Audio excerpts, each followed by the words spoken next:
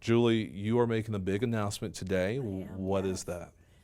I'm running for governor. Running for governor. What motivated you to make this call? Oh my gosh, so many things. Mostly, though, it's the serious problems that we're facing in this state and the avoidance of real solutions that impact everybody's lives and help people. In my work that I've done over the years, I'm a problem solver, and I just like can't stay out of all these problems that need to be solved. So let's take a step back before we get into those problems. So tell me a little bit about your background and how that background makes you qualify for this. Sure. First, I am a problem solver, but I've worked in nonprofits, in corporate, in political, in education, across a wide variety of sectors. And my experience in there has often been problem solving, coming in and something wasn't working right and they want help getting it straightened out. I go in and I do that. And so I have not only a broad scope of work experience, but I have I have a broad scope of solution opportunities, and I think that makes me a good person to come in and do this job. So you talked about being a problem solver. What are the problems that you are seeing that are most profound, and also what are your solutions to those problems? Okay, great question. The problems. So I'm going to answer your question a different way. Okay. So the approach that I'm taking is to go out and have actually in-depth meetings with Iowans across this groups of Iowans across the state to understand what they say the problems are. So I can tell you what I think they are, but it will be what Iowans say that will actually drive the work. To me, the problems that we're facing are we've got to deal with our water is unclean. It's not usable in our rivers for recreation, but it's also not, it's running with too many nitrates and other things for drinking quality. It's becoming unsafe. I just heard that a small town, I wish I could remember the name of the town, but just had a boil enforcement on their community water because it can't be clean enough. So clean water, public schools. We have a real disaster in line with our public schools. It's a consequence of the vouchers, but it's also a consequence of a strategy of minimizing the value of education in this state. Healthcare. Healthcare, to me, the biggest problem that we have to look at in healthcare is cancer rates. And, it's not good that we're number 2 in the country, and we need to be really pointed on it. And then cancer rates, women's health, and then because we're going to have a shortage of gynecologists. And then the last one that I have is eminent domain. We got to stop giving private land to private companies, and that's what's been going on, and that is just wrong. Eminent domain is for us to have where we have shared spaces, like our roads or our utilities. There it makes sense, but it does not make sense in the context of these pipelines. Yeah. As to my solutions, I have a lot of ideas, but to say I'm going to walk in and have the answers is actually not the way to solve the problem, because that's exactly how a lot of these problems have been created. One person has walked in and said, I know the answer to everything. And they don't. We have to talk to the people and engage with them in order to understand what they need. And so, and obviously, like you said, it is understandable to definitely say, you can't just walk in and think you have all of the answers. Like, there needs to be all kinds of different people at the having a seat at the table for these discussions. But are there some things that just baseline you can look at this and say, we need to be doing this or we need to not be doing this in order to, help us fix that problem?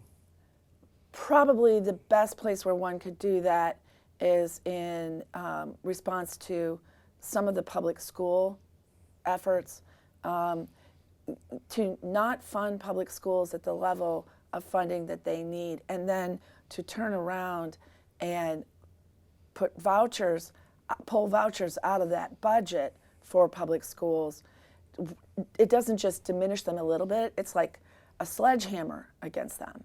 And we have to deal with that. And it's our future. And, I even think about on the healthcare side of things. You mentioned the shortage of gynecologists we have. We also have a shortage of doctors in general. So how do you approach that on both sides? Gynecologists, doctors, just all across the board. Well, the answers are different for each one. For gynecologists, one of the things that I did is I worked at Planned Parenthood of the Heartland, and gynecologists do many services for women's health, including pregnancy and baby delivery, all the way to dealing, with hysterectomies. This is not something that affects only women of a certain age. It is gynecologists work on the whole of women's health, and with the strict abortion law that has recently been passed, that and I think it's in front of the Supreme Court now. I'm not sure, they may have ruled already, but that law is going to have every gynecologist pack up and leave the state, because they are restricting different kinds of services that they have to provide in the scope of practice, and the scope of it with the going after people, after doctors. It's not worth it to stay here and do that. They can go elsewhere, have a good practice, and not have to deal with that headache. Now, you're obviously running as a Democrat. You're running Yes. against Rob Sanders, the only other person who's thrown their hat in the ring. What made you decide, okay, I'm going to throw my hat in the ring right now and give some competition that this truly becomes a primary? I decided to run because we need to have a whole different approach to how we campaign in Iowa. And what we've been doing hasn't been working. And in the scope of that, in order to build a new kind of campaign and really make it work, I have to start now. I have to start now. It's a year out from the primary, and it'll take that time to build the winning campaign. Why you in particular? Why do you think that you're the person that can get this done? I'm more like the average Iowan. I've been working since 8th grade, when I started working in my dad's greenhouses, and we had to work 20 hours a week in addition to school and everything else. And I understand some of the hardships of life. I've experienced some of those, because there were times when there was at least one year where Dad said, there will be no Christmas this year because I've got a loan due. We can't spend anything extra. And so, I know what that feels like. And I think understanding those feelings is an important thing for a leader to have, to be able to go into office and understand that while I don't have those problems right now, I know what they felt like when we did have them. And you talk about, just the needs of everyday Iowans. Yes. A lot of people, they're struggling. I feel like every week or every other day at least, we're talking about layoffs, someone, getting laid off, losing their job. How do you go about bringing more jobs here to Iowa, bringing more opportunities for people? I think we have to look at what we have in a different way. I was speaking with someone last night who suggested that, there's a buzz going around right now about Western Iowa University. And their suggestion was that the future that we're looking at with some tech, there's a whole different kind of opportunity that exists out there that isn't in the U.S. right now. It's only in one state, and it's new and experimental, and that Iowa should be a state that focuses on that. And it's about high-tech jobs that are high-tech manufacturing jobs. And it was very interesting. I asked him to send me a technical write-up on it because it I didn't have the answer to it. But I think what we have to do is we have to look at what are our problems, and then in every problem is an opportunity. But when we panic at how we look at a problem, we have a hard time seeing it. But that's the kind of thing I've done over and over again in my work, is look at things and say, well, this is good in here. How do we bring that up bigger, and then slough to the side the stuff that isn't working?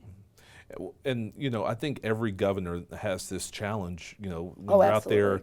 you're out there having you're having to fight for those opportunities, fight for those jobs with all of these other states, and it's a challenge, especially with states that have the demographics and the numbers that we do. How do you sell Iowa to people? You sell Iowa, to me, the best way you sell Iowa is you sell it on our people, but our people are founded in our education, and we just screwed up our education. So we've got to make sure we get the education back to where we need it to be, and we have a little window of time right now. But in terms of selling Iowa, what we have to do is we have to look at what we naturally can help people with, right? What our assets are as a state, and then how do we apply those, and then how do we go out, and we have to be bold and go out there and sell. And I think that we've left opportunities on the table for a lot of different reasons, whether it's leaving money from the federal government to help us go after some of these programs because they didn't like the partisan, that the governor or that the president was a Democrat, and there we have a Republican governor, so she turned away things. I'm like, that is not thinking of the people of Iowa. That is just thinking of silly partisan politics. I'm a proud Democrat, but partisan politics are not helpful to Iowans. And a lot of what's been going on has been just that. And when you talk about partisan politics, it's interesting because we've also seen over the years, this was a state that just a few years ago elected a Democratic president. But We've done that several times. Yes, exactly.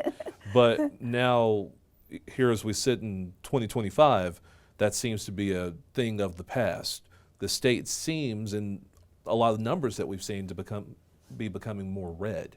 Do you think that a Democrat can win and can become governor in Iowa right now? Oh, absolutely, I do. Right now, people don't trust anyone. They don't trust institutions. And what we have is this undercurrent building that nobody's really measuring, because the way you get to that is too dispersed right now. And so what I hope to do is to be able to engage, build trust, bring people in, and really help surf that tsunami into office. Now, if I don't win the primary and Rob does, I hope the work that I do helps him surf into office as well. But I think there's a great change coming at us in this country because of both federal and state decisions that have been made. I think one challenge that also comes up, and this is for both parties, is that you have people who they want someone who's more conservative, or they want someone who's more liberal, or just more partisan when they're going through and doing the primary. But then maybe they're having to adjust what their message looks like when they get to the general. That way they're appealing to the masses rather than appealing to the party. So what is the message overall that you think people just want to hear that can win both a primary and a general election? I actually think it's a little bit of a reversal of what you just said. I think it isn't what people want to hear. It's that people want to be heard, and we're not hearing them, okay? And my goal is to run a campaign that actually hears them and shares what they think. And that's what, and so it's a big experiment, which is fun, and I think it will go very well. Yeah. How do you go about getting those people who, let's say if you do win the primary, how do you go about getting those people who maybe they typically vote for a Republican, and it's hard for them to get past the R or the D in the name? They are thinking about party. Right. How do you go about getting people who may have never voted for a Democrat before to vote for you? Well, first of all, it starts right now, and it starts by not just having meetings with Democrats, but in having community meetings and meetings with people across the political spectrum. And my goal is to motivate Democrats to turn out in the primary, and maybe some no-party voters, but to also build a connection with Republicans so that they know me to be a credible human being and someone that they could trust, so that whoever comes out of their primary, if they're not happy with that person, they might be open to coming and talk to me, because the door has already been opened. But you can't wait till post-primary. It has to be done before.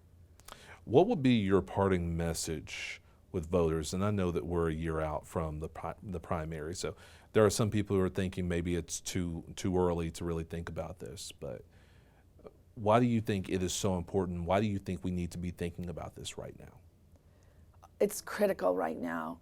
It's critical because so many of these decisions that are being made are decisions that are literally ripping apart tenets of our society, pillars. It's like they're pulling the whole building down.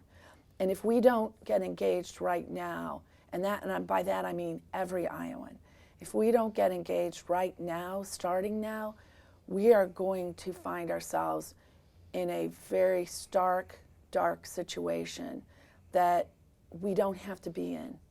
If we can just get engaged right now and just take the time now, show up, come tell what you're concerned about, and let's talk about it. But don't sit at home and grumble. It's not the time to sit at home and grumble. Is there